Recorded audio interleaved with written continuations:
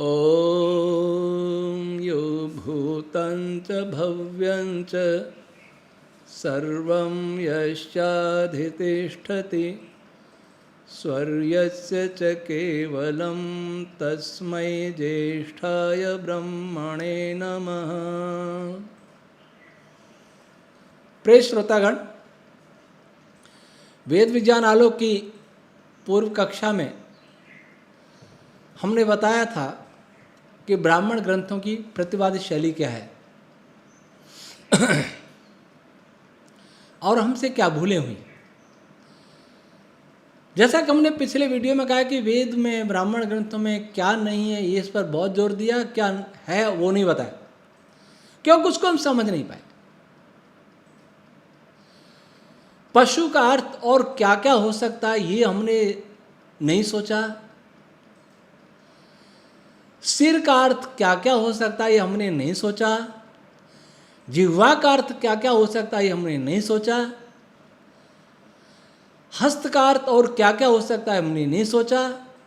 पाद का अर्थ क्या क्या हो सकता है हमने नहीं सोचा। गौ का अर्थ, अश्व का अर्थ, अजा का अर्थ, उष्ट का अर्थ और क्या क्या हो सकता है हमने नहीं सोचा। इसलिए सारा गड़बड़ हुआ। इसी प्रकार से उपस्थ, योनि आदि शब्दों का भी क्या क्या अर्थ हो सकता है यह भी हमने नहीं सोचा। तो जैसे जिसकी धारणा थी, जैसे जिसकी भावना थी, वैसे अर्थ कर डाले। अर्थ नहीं है, वो अनुवाद है, भाष्य नहीं है, अनुवाद है। और आचार्य साण जी ने क्या किया, उन्होंने ये किया कि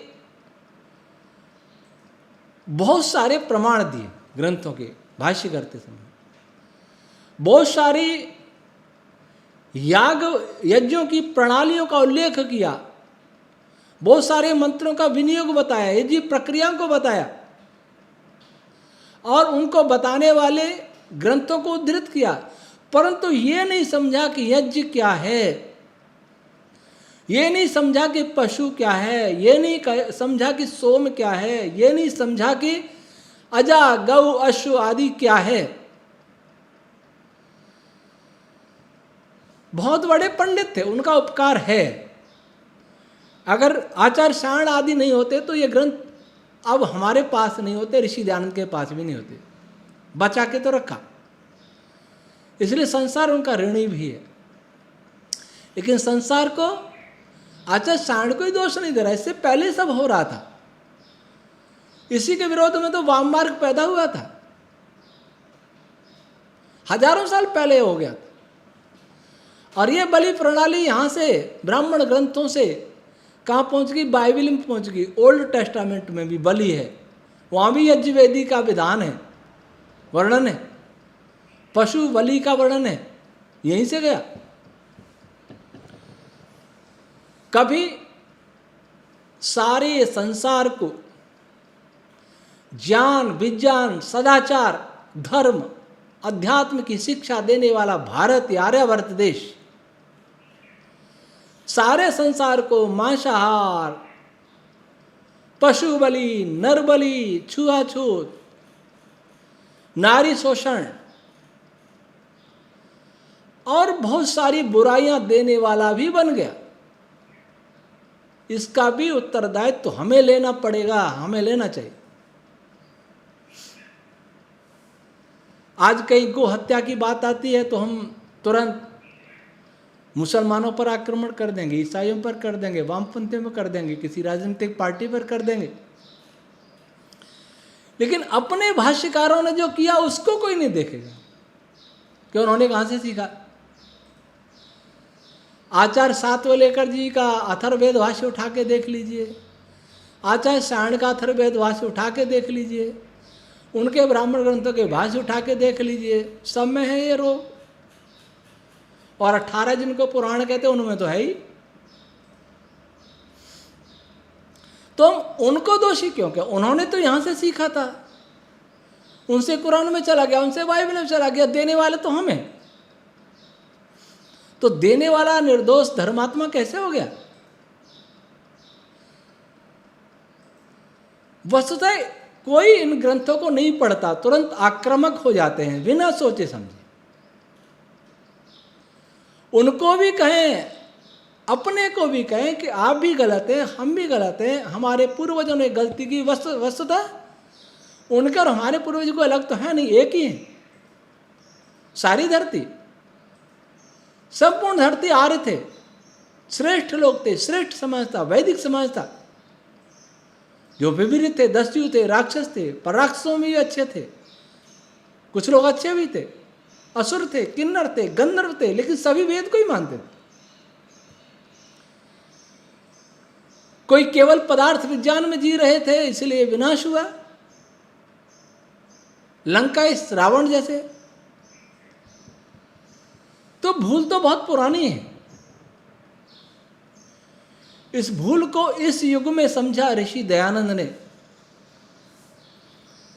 अब वे विद्वान जो कहते हैं तो मिलावट है, कुछ लोग तो पंडित भगवत दत्त जी रिसर्च स्कॉलर का साहित्य पढ़ के देखेंगे तो लगता है उन्होंने कहीं भी किसी ग्रंथ में प्रक्षेप नहीं माना, मिलावट माना ही नहीं है, उस पर मौन साधा है। और कुछ लोग ऐसे विद्वान हुए कुछ के वो किसी को भी नहीं मानते। उदाहरण के लिए कुछ लोग कहते हैं कि गीता पूरी सही है, अपने ढंग से व्याख्या कर देंगे आर्य समाज में। कुछ लोग कहते हैं कि पूरी गलत है, डॉक्टर श्री राम आर्य हुआ करते थे कासगंज के, वो पूरी गलत बताते थे। और कुछ लोग कहते हैं कि मध्यम मार्ग निकाले कि 70 श्लोक 2 अध्याय ठीक है, मध्यम मार्ग ही ठीक। कहने का अर्थ है कि एक मत नहीं है।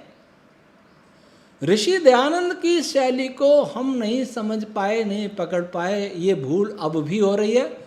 और अब तो विद्वान बन भी कम रहे, उपदेशक हैं, वो भी उपदेशक भी बहुत कम।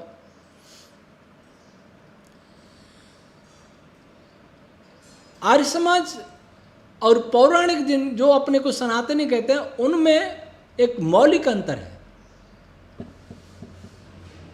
आर्य समाज ऋषि दयानंद वाला नहीं, लेकिन ऋषि दयानंद से हट गया, जो कट्टर हो गया वो, उसकी बात कर रहा हूं। सभी तो कट्टर नहीं हुए, लेकिन अधिकांश वे बिना सोचे समझे सबका खंडन करते हैं, चाहे पूरा अध्ययन नहीं हो। यह सृष्टि का विरुद्ध है, ये वेद विरुद्ध है, ये बहुत जल्दी कह दिया जाता है। और उनसे पूछे आपने सृष्टि समझ ली, आपने वेद समझ लिया, तो कोई उत्तर नहीं। और पौराणिक क्या करते हैं, वे किसी भी बात को बिना सोचे समझे मान लेते हैं, चाहे कुछ भी हो, अश्लीलता तो भी हो। जैसे इंद्र अहिल्या वाले मैंने वीडियो बनाई थी, उसमें एक कमेंट, एक टिप्पणी करता है कि ये महापुरुष, इन पर कोई दोष नहीं लगता, ये त्रिआयामी व्यक्तित्व होते हैं। ये त्रिआयामी 3 डायमेंशनल व्यक्तित्व क्या होता है? तो ऐसे ऐसे भी लोग होते हैं। सच्चाई बताओ तो बुरा लगता है, अश्लीलता मिटाने की बात करो तो बुरा लगता है, बलि प्रथा को वेद विरुद्ध बताओ तो भी बुरा लगता है। भले ही वो स्वयं प्याज लहसुन भी नहीं खाते होंगे, लेकिन शास्त्रों पर कमेंट मत करो। तो वे लोग कैसे हैं कि बिना सोचे समझे उनके लिए संस्कृत का हर ग्रंथ और उसका हर वाक्य वेद वाक्य है, प्रमाण है, पत्थर की लकीर है। और इधर बिना सोचे समझे जो जचे है उसका खंडन कर दिया कि ये भी ठीक नहीं, ये भी ठीक नहीं, ये भी ठीक, कठोर भाषा में किया। इन दोनों के लिए मैं कबीर के शब्दों में कहूंगा, अरे न दोहू राह न पाई। ये दोनों को मार्ग नहीं मिला है। ऋषि दयानंद को दोनों ही नहीं समझे। तो आज हम इस पर चर्चा करते हैं कि ग्रंथों को समझने की कि क्या मिलावट है, क्या वास्तविकता है, इसकी पहचान कैसे हो। तो हमने इस ग्रंथ में पूर्व पीठिका में 8वें अध्याय में कई बिंदु दिए हैं कि जब कोई विद्वान किसी ग्रंथ की परीक्षा कर रहा हो कि ये मिलावट है, इसमें क्या क्या मिलावट है। इस दृष्टि से आर्य समाज में काम हुआ है। कुछ काम तो ऐसा हुआ है कि वो बिल्कुल प्रामाणिक नहीं है। रामायण का, महाभारत का जो शुद्ध संस्करण निकाले गए, शुद्ध रामायण शुद्ध महाभारत नाम से स्वामी जगदीशानंद जी के भाष्य हैं, भाष्य का अनुवाद है, उनमें कोई प्रामाणिकता नहीं लगती। जो चाहा श्लोक रख लिया, जो चाहा नहीं रखा। महत्वपूर्ण प्रसंग निकल भी गए और व्यर्थ प्रसंग आ भी गए कोई कोई। हम मनुस्मृति का जो भाष्य किया है डॉक्टर सुरेंद्र कुमार जी ने, जो आर्य साहित्य प्रचार ट्रस्ट दिल्ली से प्रकाशित है, उसमें उन्होंने बहुत परिश्रम किया है। उस शैली से रामायण महाभारत का भी होना चाहिए। ब्राह्मण ग्रंथ तो बहुत कठिन है, वो एक अलग बात है, लेकिन रामायण महाभारत का तो होना ही चाहिए। और डॉक्टर सुरेंद्र कुमार जी को ये करना चाहिए, क्योंकि जो कसौटियाँ उन्होंने रख करके मनुस्मृति का भाष्य का, वो कसौटी भी ही अपनानी पड़े, केवल इच्छा से नहीं। तो आज हम उन बिंदुओं पर चर्चा करते हैं कि अनुसंधान करने वाले को ग्रंथों के प्रक्षेप, मिलावट पहचानने का प्रयास करने वाले को किन बातों का ध्यान रखना चाहिए। पहला, जिस प्रकरण को हम मिलावट मान रहे हैं, प्रक्षिप्त मान रहे हैं, उसे यदि ग्रंथ से पृथक कर दिया जाए तो क्या ग्रंथ का विषय क्रम भंग तो नहीं होगा। ऐतरेय ब्राह्मण में देखेंगे तो बहुत लंबे लंबे प्रसंग में पशु बलि जैसी दिखता है, प्रतीत होता है नहीं। मेरा वेद विज्ञान आलोक पढ़ेंगे तो कहीं एक शब्द भी मिलावट मुझे नहीं मिली। जब मैंने इसका रफ भाष्य किया, पहले रफ किया था फिर फेयर किया था, तो रफ भाष्य करते समय मुझे लगा कि करीब 12 पृष्ठ प्रक्षेप है, मिलावट है। तो हमारा जो लेखक था, जो लिखता था, उसने कहा कि गुरुजी और देखिए, ध्यान से देखिए, हो सकता है इनका अर्थ और कुछ अच्छा आ जाए। तो मेरे हित में ही हुआ। उसने हट की तो मैंने देखा, तो परिणाम निकला कि ऐतरेय ब्राह्मण में एक भी शब्द मुझे मिलावट नहीं लगा, और न कोई किस्सा कहानी मिला उसमें, न कोई पशु बलि आदि, कुछ भी नहीं मिला।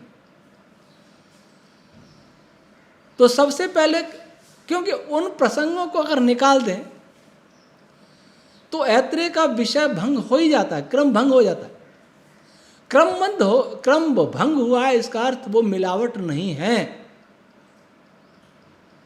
और क्रम भंग नहीं होता है तो विचार किया जा सकता है कि वो मिलावट हो सकता है, फिर उस पर अन्य कसौटियों से देखा जाए। दूसरा बिंदु, जिसको हम प्रक्षेप मान रहे हैं, उसका किसी और प्रसंग से तो संगति नहीं है। जिसको प्रक्षिप्त भी हम नहीं मान पा रहे या मानेंगे नहीं, या माना नहीं जा सकता। जैसे मान लीजिए एक कोई खंड हमें लग रहा है कि इसमें तो पशु बलि बेकार की बातें हैं, या गाय बैल बन गया, बैल घोड़ा बन गया, घोड़ा गधा बन गया, ऐसी बातें हैं, ये तो ठीक नहीं, मिलावट है, हमने उसको निकाल दिया। आगे कोई और खंड आता है, कोई और अध्याय आता है जिसमें इसी प्रसंग की और कोई व्याख्या है या इससे लिंक होती हुई कोई प्रसंग आया है, तब ये निकाल लेंगे तो वो प्रसंग भी निकालना पड़ेगा, नहीं तो अधूरा रह जाएगा। तो ये भी अनुसंधान करने वाले को देखना होगा कि जिस प्रसंग को मिलावट मान के निकाल रहे हैं, कहीं उसका किसी दूसरे प्रसंग से कोई संबंध तो नहीं है। अगर संबंध है तो दोनों ही प्रसंग निकालने पड़ेंगे, और दोनों ही प्रसंग निकालने पड़ेंगे तो फिर निकाल करके फिर हम ये देखेंगे कि दोनों के निकालने से विषय का क्रम भंग तो नहीं हुआ सारे ग्रंथ का। अगर होता है तो दोनों में से एक भी खंड मिलावट नहीं है।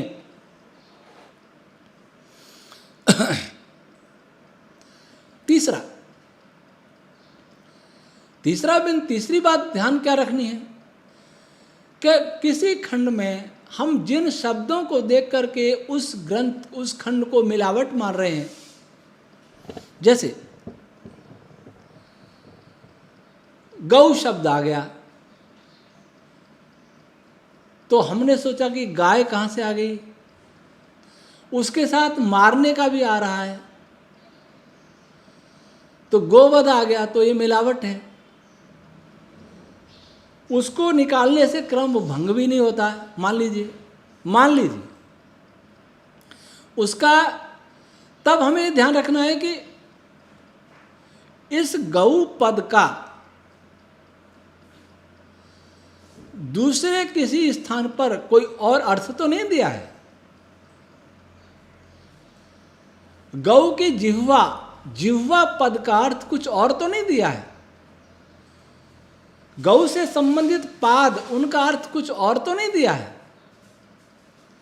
और ऐसा अर्थ दिया हो जिससे बहुत अच्छा विज्ञान प्रकाशित होता, तब हमें निश्चित मानना पड़ेगा कि ये प्रसंग मिलावट नहीं है। और जो अर्थ दिया है उसको यहाँ लगाइए, उसको लगाएंगे तो ग्रंथ का सुंदर, इस प्रसंग का सुंदर वैज्ञानिक भाष्य भी हो जाएगा। और जो हमारे मन में शंका हो रही है कि मिलावट है, वो भी समाप्त हो जाएगी, शंका भी।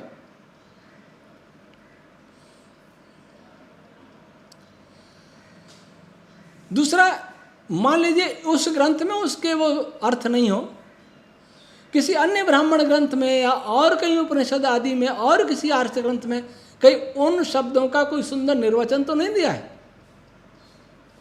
जिससे बहुत अच्छा विज्ञान प्रकाशित होता हो, तब भी हमें उस ग्रंथ को, उस प्रसंग को मिलावट मानने से बचना होगा। ये हमने 4 बिंदु बताए। शेष चर्चा हम अगली कक्षा में करेंगे। आज इतना ही। ओम शम।